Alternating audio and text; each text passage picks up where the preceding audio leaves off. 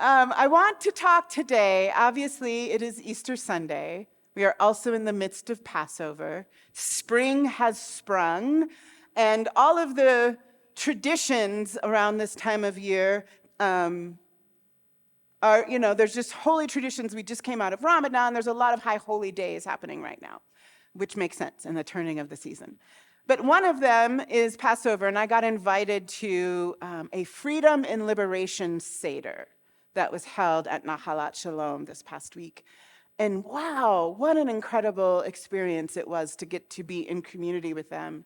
But one of the things that really, so many things struck me about it, and it was so lovely. But one of the things that struck me about it was there were a few of the folks from the Jewish community who had never sat at a Seder table with Muslims. And we had Muslims at the table. And I mean, there were several tables. There were many of us.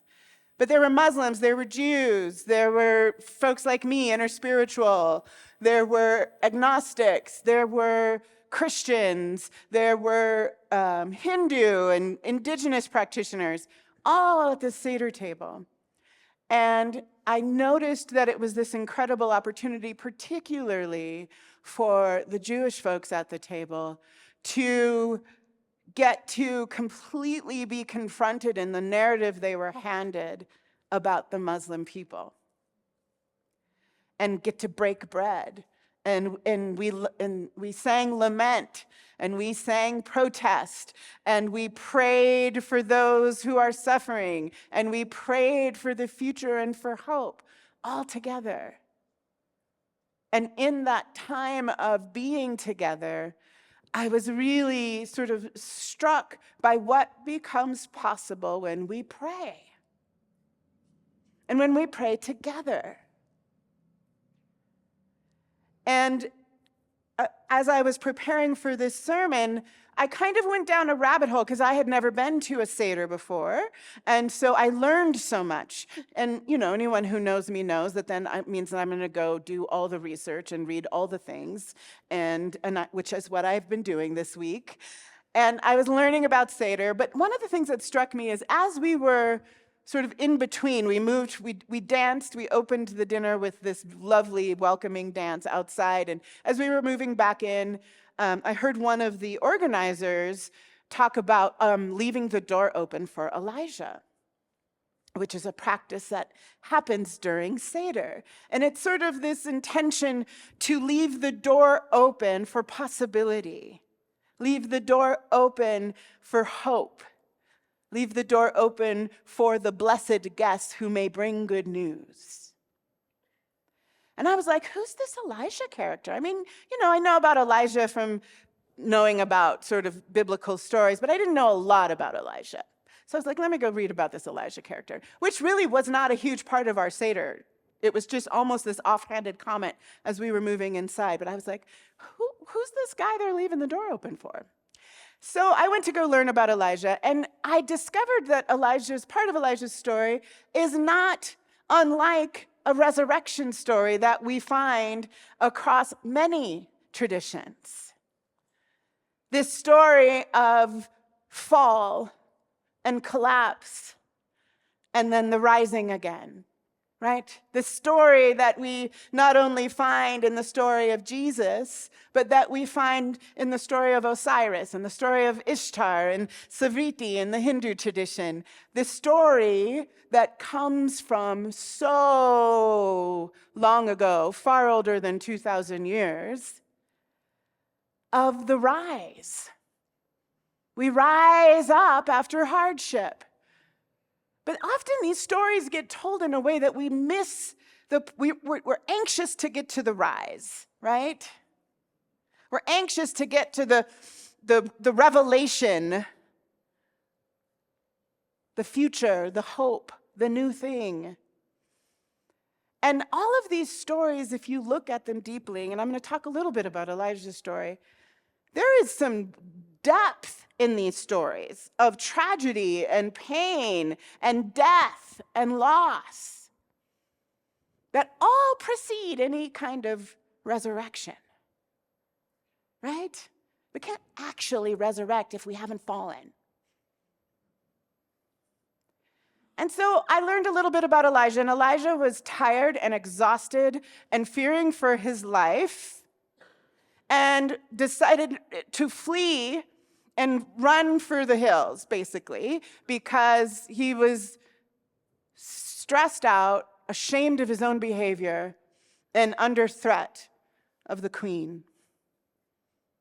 And he was decidedly, completely fed up with himself, with his people, with the regime.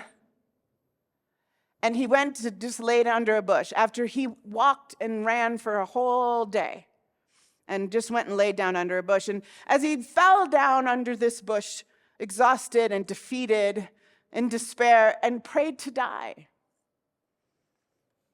he said to God, I've had enough. This is it. I am tired of this. I have failed just like all those who came before me have failed. I'm done. And so he fell asleep on the ground under the bush. And an angel appeared and said, get up and eat. And there was bread and water. And so he got up and he ate and he drank and he fell back asleep. And then another angel appeared and said, get up and eat.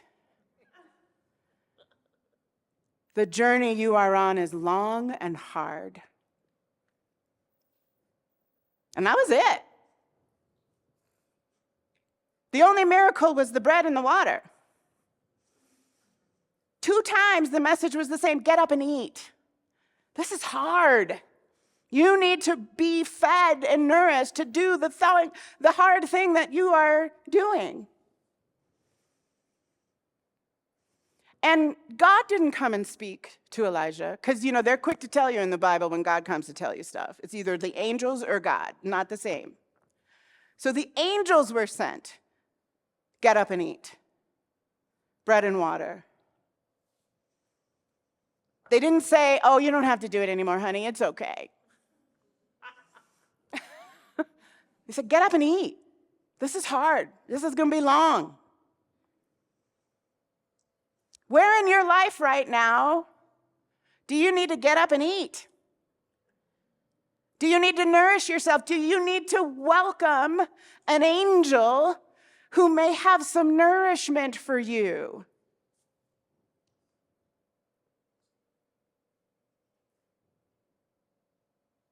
It's not rhetorical. Where in your life right now do you need to receive this simple message of nourishment, of this might be really hard. You might be in a dark night right now. We are collectively in a dark night right now, and it is long and it is hard.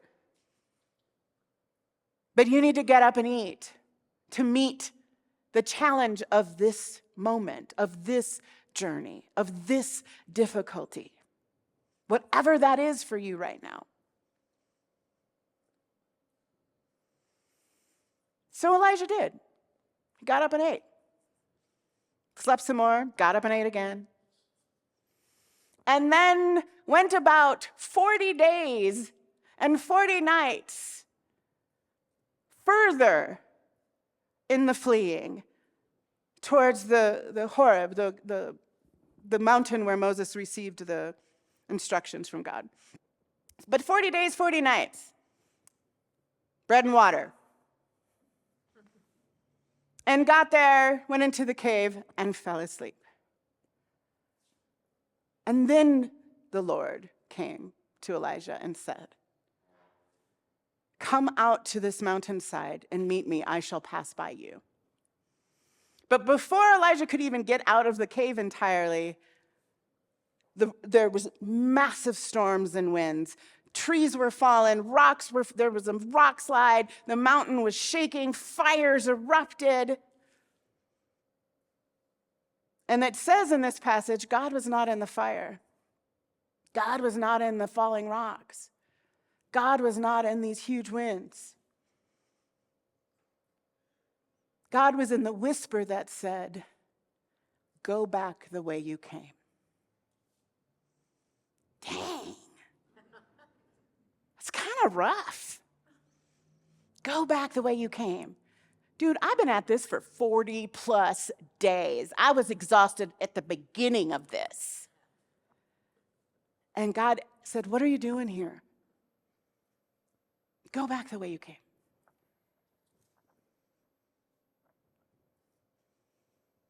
I think we pray because we want to make it stop. We want to make it go away. We want everybody else to act right. In this story of Elijah, Elijah had a lot to say to God. When God said, what are you doing here? Elijah was like, listen, my people are screwing up. They're being ruled by the devil. They have completely failed. And I'm the only one, and they're trying to kill me. And he said it 2 times when God asked. The same story. His narrative was strong about how wrong it had all gone. Really strong in his defeated, in his despair, but not untrue to how he felt. Right? The despair and the overwhelm and the feelings of being defeated and hopeless.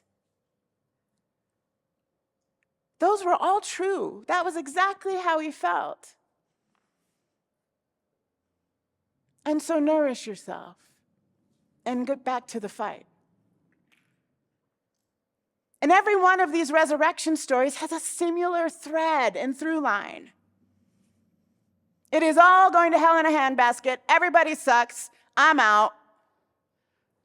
Or I'm being punished and sent to the underworld, and someone meets you, an angel of some kind comes to carry you a bit of the way, to show you the way, to nourish you, to open a door, to open a gate, to turn the light on, to put the fire out. Some angel of some kind appears in these stories.